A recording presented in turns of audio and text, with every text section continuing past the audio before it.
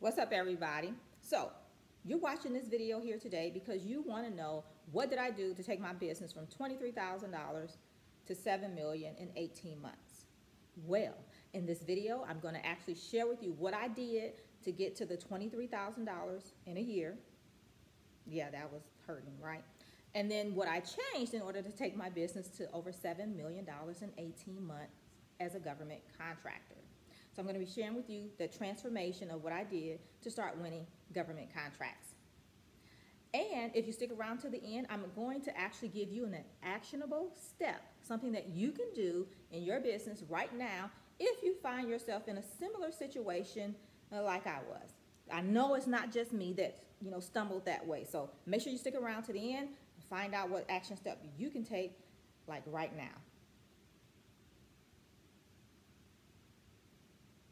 All right, hi.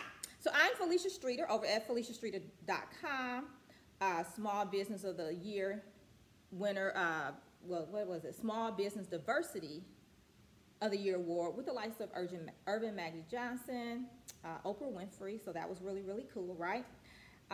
Author of a best-selling book and a new one coming out called Contractor's Edge, so I'm excited about that. But here's what we do. We help you, small business owners, tap into the trillion-dollar government marketplace and start winning government contracts. Now, in this video, we're going to be sharing what I did in the past versus what I do now in the future, or today and in the future. I'll continue to do and adjust to start continuing to win government contracts. So depending on where you're at, you can either use this to start, or if you're already in government contract and maybe you won one and you're like, I can't figure out how I did that or how do I continue on, you can use this to move you forward towards the future. All right, so in this video, here's what I'm doing. Here's what I did actually before I knew any better, right? And the results was $23,000 in a year. So the first thing I was doing, and this is not really funny, but I was like networking all over the place. I was out networking all the time. So I was rarely in the office. And I'm not saying that was a bad thing, but I was always out networking without a purpose. Like, if it was an event, I was there.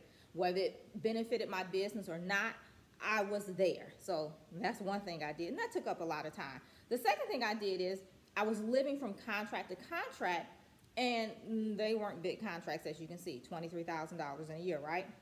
The third thing, I was thinking that the SBA, the Small Business Development Center, and all those other free resources that we have available to us as small businesses, I was thinking that they could solve my problems. Like, they could help me win government contracts. Maybe it's just me, but that's what I was thinking. And then the other thing I did is I went to the SBDC in hopes that they could help me put some things together, right? They could help me submit a bid. Like, I had a solicitation in hand, and I went to them and I'm like, can you help me put this bid packet together? Because I thought that's what they did, right? No, they kind of like pointed out a few key points there, and that was it. So I went home more confused than when I went there. And that was the result of $23,000 in a year. Now, after that awful time, I realized I had to do something different. Now, I didn't know everything I had to do, but I was smart enough to know what I was doing was not working.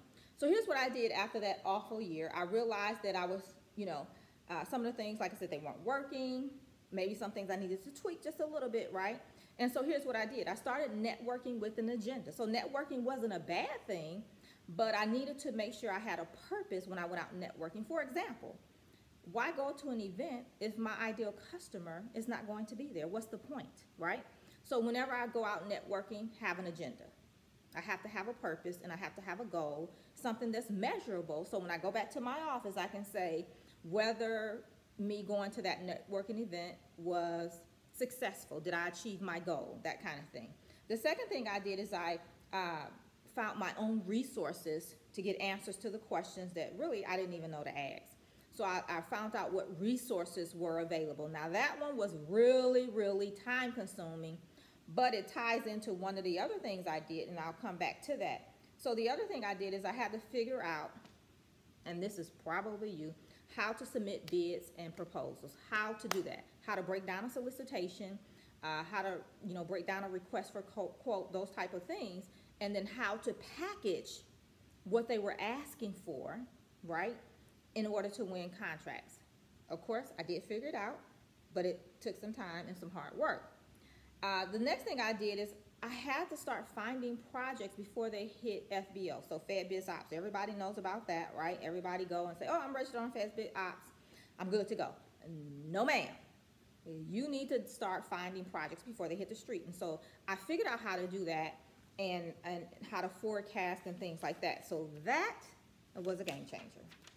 And then the last thing I did is getting a mentor. Being able to use them as a resource, like that was really the game changer, because they knew of resources, information that was available, where to go find things, all of that. So it kind of all tied in together at that point, but that was definitely a game changer. All right, so what do you want to do? Here's that one thing you need to start doing right now. Figure this out right now. I guarantee you it'll be a game changer for your situation.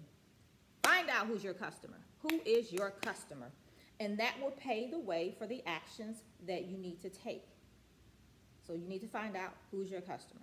All right, so as you know, the best conversations happen where? Boop, down in the comments. So make sure down in the comments, share below if, which one of the tips resonated with you the most, right?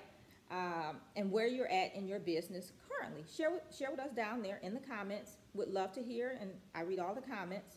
All right, so that's it for this video. Thanks for watching. And don't forget to subscribe so that you can get more tips, strategies, resources, case studies right here, and you'll know when they come out. All right, so make sure you subscribe, and I'll see you on the next video. Bye for now.